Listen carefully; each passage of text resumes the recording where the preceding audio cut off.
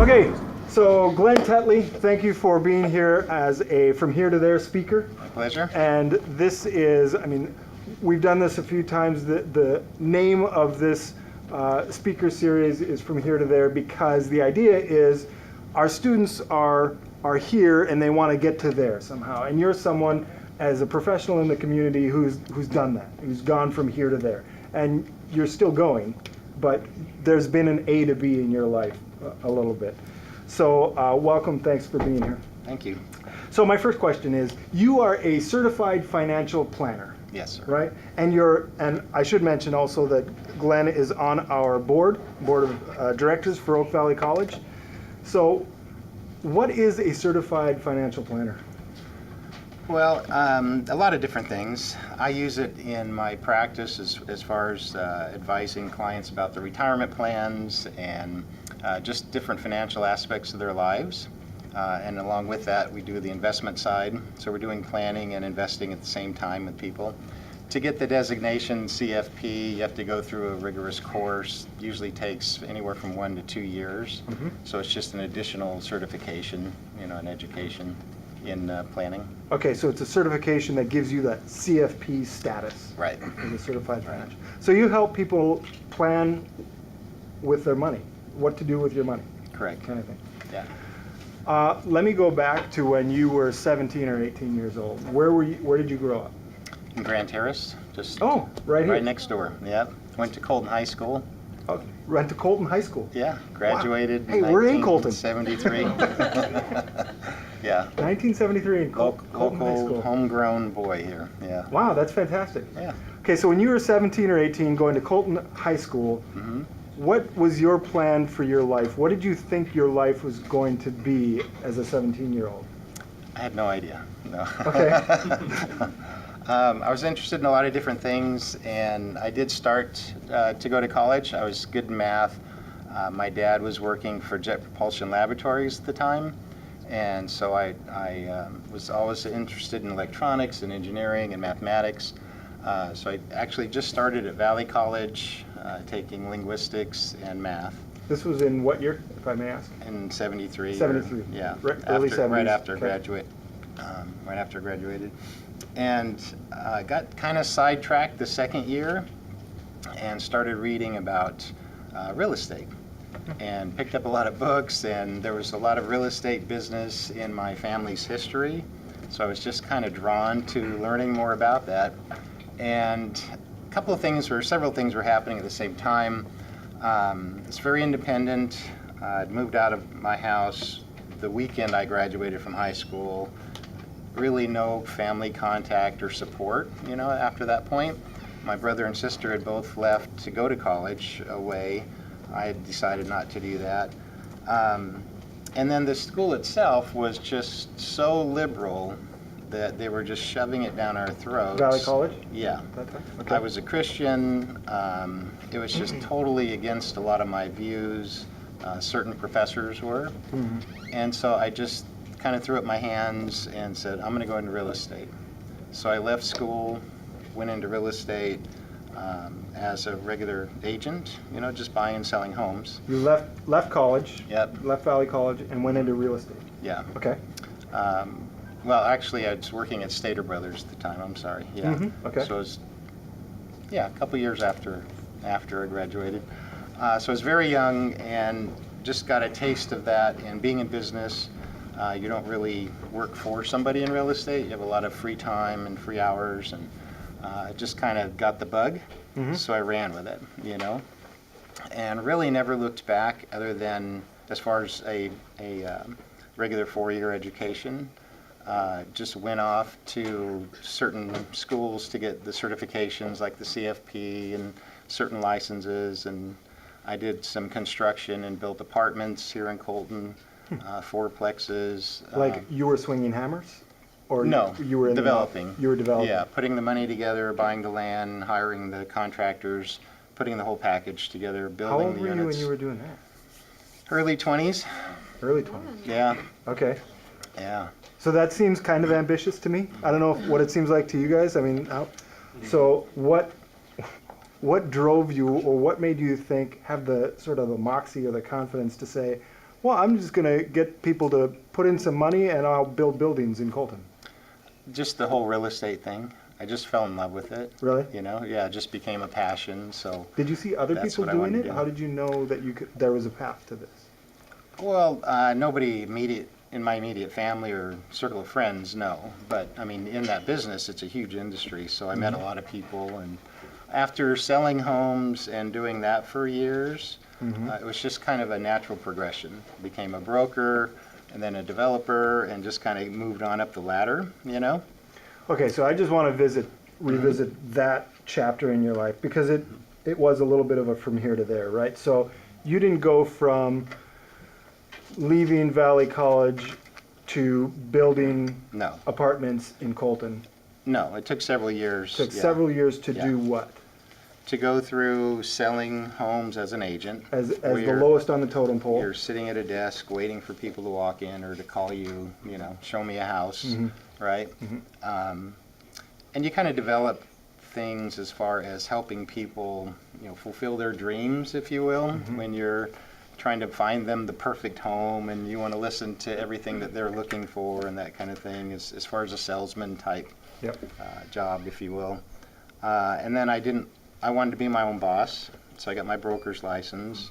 And that's really where the developing took off. Once I was independent, on my own, could do what I wanted to. The real estate sales were slowing down because interest rates were going sky high. This was by now, you know, 1980 or so. Okay. And you know, the sales were almost coming to a screeching halt. I mean, interest rates, prime rate was 16%, you know, instead of 3 or 4 like today. Yep. And so I wanted to find out, you know, can I do this? And borrowed money from people and started building spec houses and Who'd you built some borrow money from? fourplexes. Actually, well, the banks and some private individuals who were just looking for a return on their investment. So like friends and family kind of people, or Acquaintances, yeah, that I'd met through real estate. okay. So in that Yeah. chapter of From Here to There for you, a big part of that was networking and getting to know the right people. Absolutely, yeah. Okay. And I went to seminars. I mean, I flew to Dallas to listen to motivational speakers and people specifically in the real estate industry, you know, to kind of learn how to do it. Yeah. And you know, just, again, very specific courses instead of the broad education. So during that time, in your early 20s, which is where these guys are, can you think back to a time when you felt really discouraged about the direction of your life?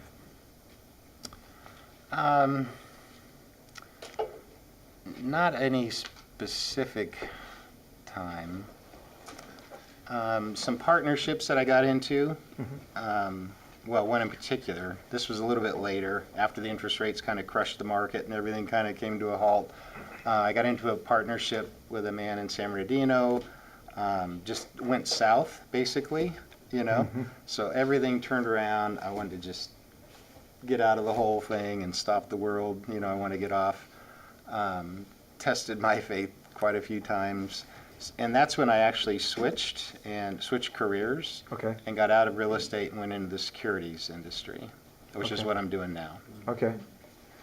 Were you married at the time, or No. you weren't married? So you could just make your own decisions and not have to necessarily worry about taking care of a family at that moment. Yeah, not at that point, no. Okay.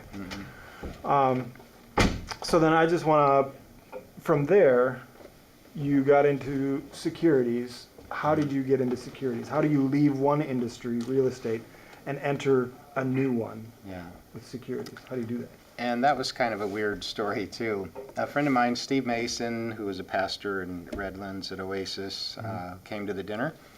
Oh, yeah. He was, at the time, him and his dad and his brother were grain brokers here in Colton, Marty Mason and Associates. And the grain brokers basically would call up, you know, people that need grain, like Kellogg's, okay? Because they make cereal. Cargill, Yeah. people that actually use wheat and corn and all that.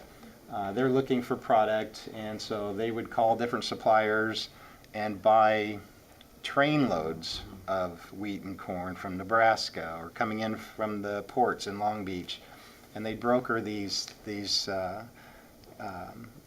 train cars of grain. Well, Steve also kind of played around in the futures market where farmers in this country, and to this day, they eliminate risk in selling that grain by going to the futures market and selling it ahead of time. So they can lock in a price for their corn before they've even grown it. Have you guys had a finance class yet where you learn a little bit about that kind of investing? Okay. So this is a whole different market Yeah. that you've never heard of. It's the commodities market, and they trade plywood, copper, gold, corn, Pigs. wheat, pork bellies. Yeah. Yeah, pork bellies. They trade financial instruments, interest rates. They trade markets, indexes, everything you can imagine. It is a huge business, and it's all done through these commodity exchanges in Chicago and New York. And so Steve got me interested in, on paper, we were trading pork bellies and whatever, you know, because he was doing the grain thing. And I got to go to Chicago and got on the board of trade on the floor through a friend of his, and listen to these groups of people, men and women, just screaming at the top of their lungs, trading across the aisle from each other. And have you ever seen the movie Trading Places with Eddie Murphy and Dan Aykroyd? It's a classic movie. It's all about trading in the futures markets. It's hilarious if you want to watch it. Anyway, so I kind of got the bug, you know, if you will. There's a little bit of adrenaline that goes on with that kind of... Oh, there is, yeah, yeah, there is.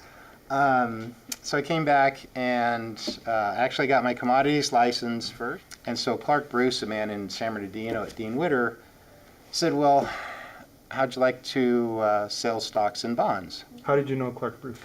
I walked in looking for a job trading commodities. You just walked up to Merrill Lynch, opened the door and said, here I am. I have my license. I want to go to work. Okay. Yeah. Sometimes that's what you have to do, right? Yeah. There was no putting your resume on the internet. There was no internet. You know, you knocked on doors and shook hands back Was that then. the first door you knocked on? No, Merrill was the first, and then he was at Dean Witter. He was at Dean Witter. Yeah. So it was the second door you knocked on. It was, yeah. What would have happened? No, I'm sorry. It's third. Yeah. Third door. Yeah. Okay, the list keeps getting longer. Yeah, sorry. I don't know how Sorry. believable I know the how I story forgot is that. anymore. I'll be Yeah. honest with you. So that's the third door you knocked on. The Yeah. first two doors were closed to you. Right. Yeah. And if that third door had been closed, what would you have done? Well, Clark closed it as far as doing what I wanted to do, but he said, how'd you okay. like to sell stocks and bonds? And I said, sure, what's a stock and bond? You know, and he said, well, come back Monday and you can go in the training program, we'll go over the whole thing. And so that's literally how I got started in the securities business. By saying, yeah, I can do that. Let's look at I it. have no idea what it is. Well, after getting the door shut 3 times and what I wanted to do, I thought, well, maybe I should look at some other options, you know? And I see this bullpen and all these people in these glass cages, you know, in their offices, and they look successful, and it was kind of the same thing as trading something, you know? And I just wanted to be in business, and I was done with real estate for a while, so I just pursued that, and again, just kind of latched onto it. And that was 33 years ago. 33 years ago. So you were working for somebody under you said you wanted to be your own boss. Were you your own boss at that point? It's a little different. When you go to work for a firm like that, you are an employee, Okay. but it's your business. They don't hand you a list of things to do every day. You basically, at that point in time in the 80s, this is 1985, we cold called people. I interrupted your parents at night when they were eating dinner and asked them if they wanted to invest in government bonds, you know, paying 8% or whatever. I mean, that was literally how a lot of the conversations started. Other than that, it was networking, which is a much bigger part of it today. There's really no such thing as cold calling anymore. We're not calling people at home at night trying to get new business. It's all relational now. Back then, it was all transactional. You got paid every time you made a sale, if you will, and placed a trade for a client if they wanted to buy B of A or you know, IBM or whatever the stock was, or buying mutual funds for income like the government bonds. Today, it's a much more deeper relational, you know, business. Why do you think that is? Just because of the internet, or because the younger generations don't trust people as much, and so they need to have a relationship before they're going to do any business with you? That's probably part of it, yeah. The transactions, as far as the information available, was very limited back then. So you've probably seen on the TV screen the stock ticker with the quotes going by. And literally at Dean Witter in 1985, if you wanted to find out, how much IBM was selling for, you had to walk into the office or call me and get a quote over the phone. There was no other source of information for you, maybe in a newspaper, but that was dated. That was a day old by the Yeah. time you read it. Right? Yeah. And we had the tickers going across the boards up on the walls and all that stuff, like the original ticker tape that Edison invented, So anyway, I think information was not secret, but it was proprietary to the firms, and so we had a different type of product to sell. Yeah. Now all that information's for free. The transactions are for 3 cents on E-Trade or whatever, so there's no value in me trying to place a trade for you other than guidance and giving you some value in the planning. So We kind of talked about that concept in the marketing course, where, I don't know if you remember the slide, I do because I made it, but there was a big dog, like a giant dog, and there's a little dog, right? And the big dog used to be the company, the brand, and the little dog was the consumer. And the brand was the big dog because they had all the information. right. You had to talk to the big brand to get information about the car that you're going to buy, the stock that you're going to trade, all that. They held all the information. They were the big dog. But now, today, as you mentioned, those dogs are equal-sized dogs, because the consumer has access to all of the information that the brand does. Plus, the consumer is listening to everything that their friends are saying on social media, on whatever. That relationship is far more important now because the information flows between them equally. We talked about that a little bit in the marketing course. Yeah. So, okay, so let me switch gears here and point something out that we talked about earlier. You've talked a little bit about going and getting training, getting a certification, being certified financial planner. Where did you get your undergraduate degree? I don't have one. You don't have an undergraduate degree, No. but you're on the board of a college. You don't have an undergraduate degree. Why not? I find that ironic also.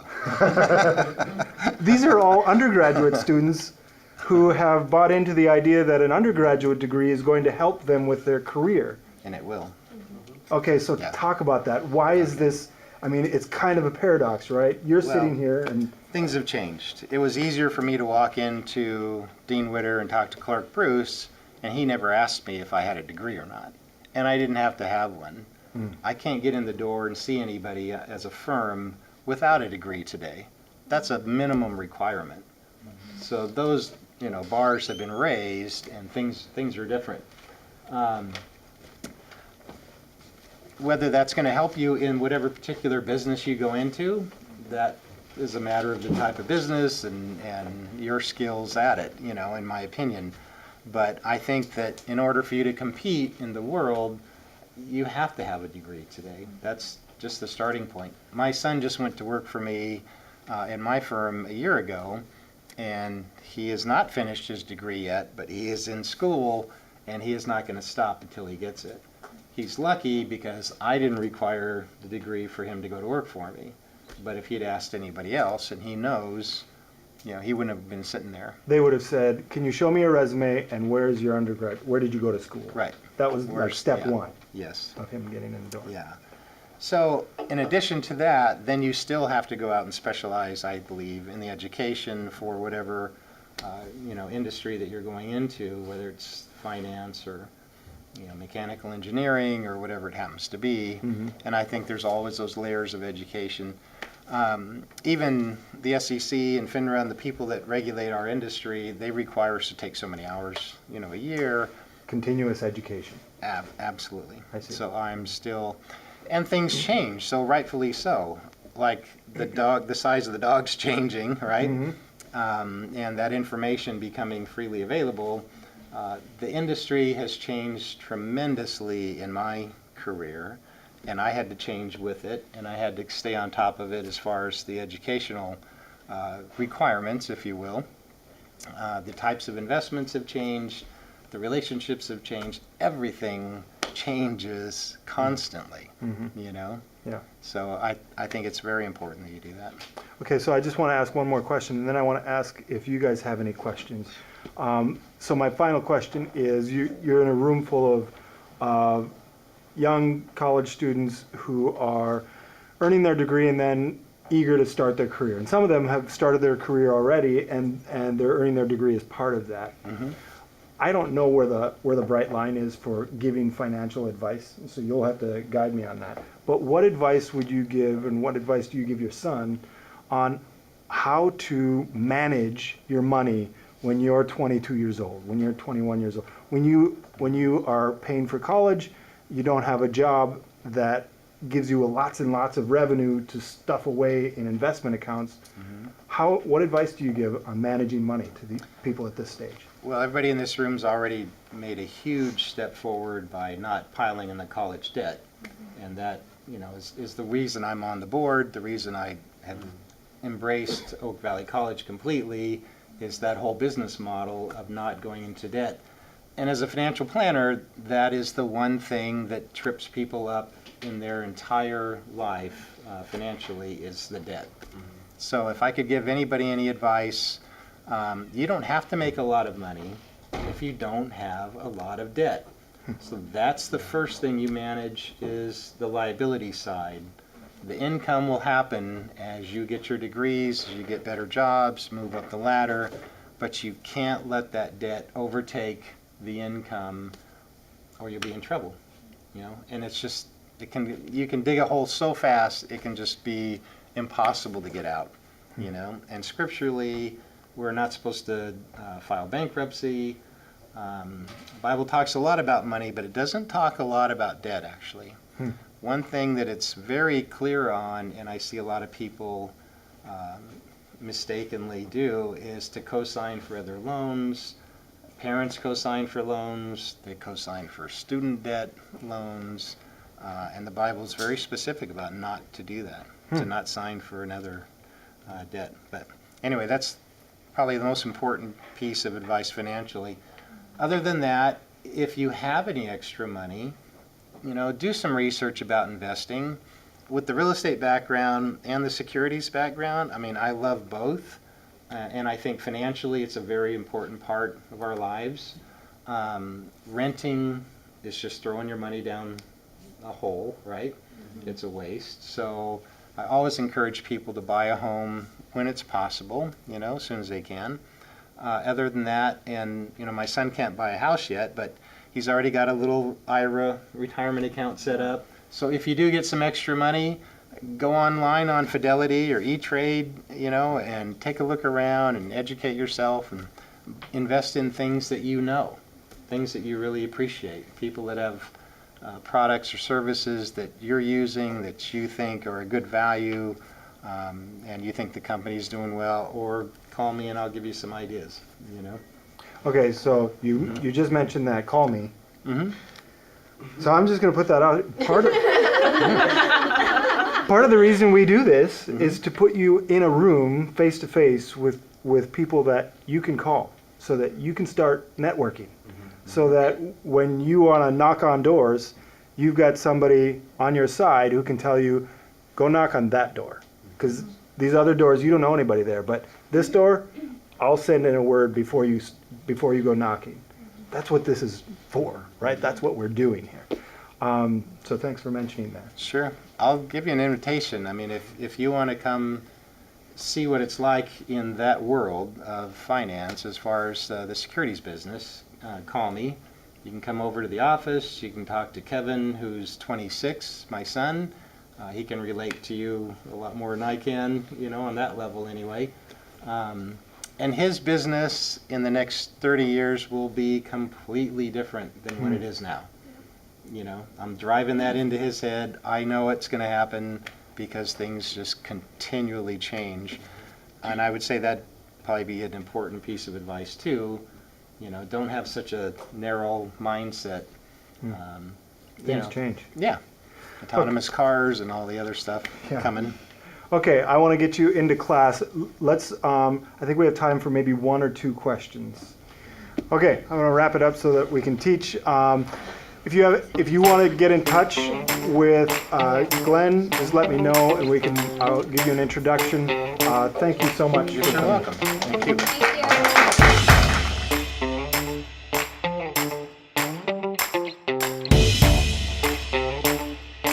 you.